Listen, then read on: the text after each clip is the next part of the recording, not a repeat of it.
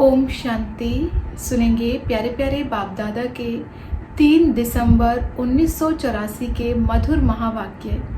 इन महावाक्यों में बाबा ने मुख्य शिक्षा दी, समय के आधार पर परिवर्तन होने वाली आत्माएं नहीं, आप समय को परिवर्तन करने वाली आत्माएं हो। आप एक नया सवेरा लाने वाली आत्माएं हो। परम शिक्षक की शिक्षाओं को ग्रहण कर श्रीमत पर चल अपना श्रेष्ठ भाग्य निर्माण करने वाली और श्रीमत के आधार पर परिवर्तित होने वाली आत्माएं हो, ना कि समय अनुसार परिवर्तन होने वाली।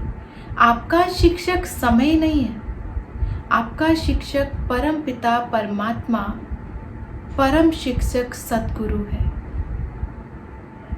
तो इस मुरली से जो विशेष बातें बाबा ने कही, आज उन विशेष बातों को सुनेंगे और धारण करेंगे।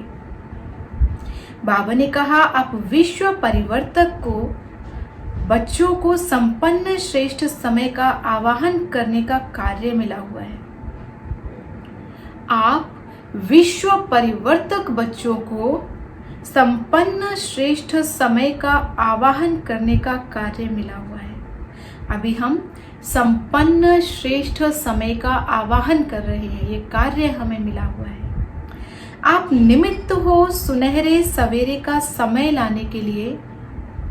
आप समय रूपी रचना के मास्टर रचता, समय अर्थात युग परिवर्तक हो। डबल काल पर विजयी हो। एक काल अर्थात समय, दूसरा काल मृत्यु, इनके वशीभूत नहीं हो, विजयी हो, अमर भव के वरदानी स्वरूप हो। इसलिए समय प्रमाण करने वाले नहीं, लेकिन बाप के फरमान प्रमाण चलने वाले। समय तो अज्ञानी आत्माओं का भी शिक्षक बनता है। जो अज्ञानी आत्माएं हैं, समय अनुसार तो उन्हें भी ना चाहते हुए परिवर्तन करना ही पड़ता है। आपका शिक्षक समर्थ बाप है।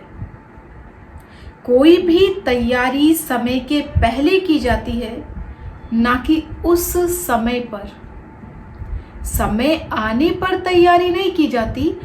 एग्जाम के समय पर होगा, पर परीक्षा से पूर्व विद्यार्थी पूरे साल तैयारी करते हैं और वर्ष के अंत में परीक्षा होती है। तो परीक्षा से पूर्व तैयारी की जाती है, परीक्षा के समय नहीं। एवर रेडी सर्व शस्त्र शक्तिधारी सेना के हो। कोई भी शक्ति अर्थात शस्त्र की कमी होगी तो माया उसी कमजोरी के विधि द्वारा ही वार करेगी। इसलिए इसमें भी अलबेले नहीं बनना है। सब तो ठीक है, थोड़ी सी सिर्फ एक बात में कमजोरी है। लेकिन एक कमजोरी माया के वार का रास्ता बन जाएगी। जैसे बाप का बच्चों से वायदा है कि जहां बाप की याद है वहां सदा मैं साथ हूं, ऐसे माया की भी चैलेंज है। जहां कमजोरी है वहां मैं व्यापक हूं। जहां छोटी सी भी कमजोरी आई वहां माया बड़े रूप में भी आ जाती है। तो माया ने कहा, जहां कमजोरी है वहां मैं व्यापक हूं। कमजोरी अंश मात्र भी माया के वंश का आवाहन कर देगी। यदि अंश मात्र भी कमजोरी है तो वे माया के वंश का आवाहन कर देगी। एक कमजोरी माया के सभी रूपों को, माया के सारे वंश को आमंत्रित करेगी।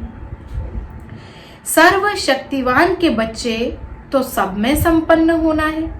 बाप बच्चों को जो वर्षे का अधिकार देते हैं, वह शिक्षक रूप में ईश्वरीय पढ़ाई की प्रारब्ध व डिग्री देते हैं।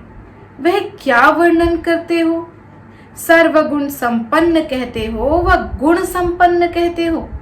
संपूर्ण निर्विकारी 16 कला संपूर्ण कहते हो, वह 14 कला संपूर्ण कहते हो। 100% संपूर्ण सुख शांति का वर्षा कहते हो। तो बनना भी ऐसा पड़ेगा। या एक आधी कमजोरी चल जाएगी? ऐसे समझते हो? हिसाब किताब भी गहन है, भोलानाथ भी है, लेकिन कर्मों की गति का ज्ञाता भी है। देता भी कड़े का घड़ा यानी बहुत ज्यादा करके है, और हिसाब भी कणे कणे का रहता है। अगर एक आधी कमजोरी रह जाती है तो प्राप्ति में भी आधा जन्म, एक जन्म पीछे आना पड़ेगा।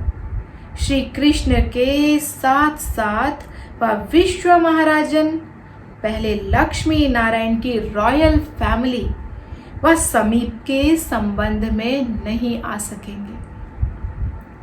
जैसे संवत एक एक से शुरू होगा,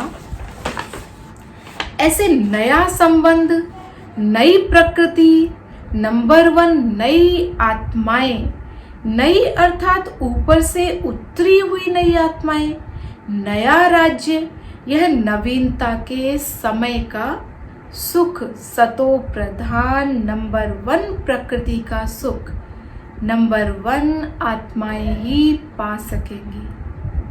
नंबर 1 अर्थात माया पर विन करने वाले, तो हिसाब पूरा होगा। बाप से वरदान व वर्षा प्राप्त करने का वायदा यही किया है कि साथ रहेंगे, साथ जाएंगे और फिर वापस ब्रह्मा बाप के साथ राज्य में आएंगे।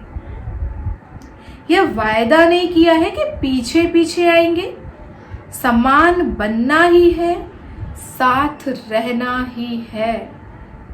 संपन्नता, समानता सदा साथ के प्रारब्ध के अधिकारी बनाती है।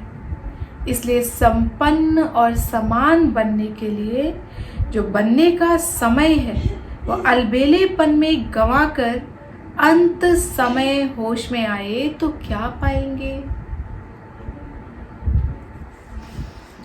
तो ये थी 3 दिसंबर 1985 के बाप दादा के अव्यक्त महावाक्यों से विशेष पॉइंट्स। ओम शांति।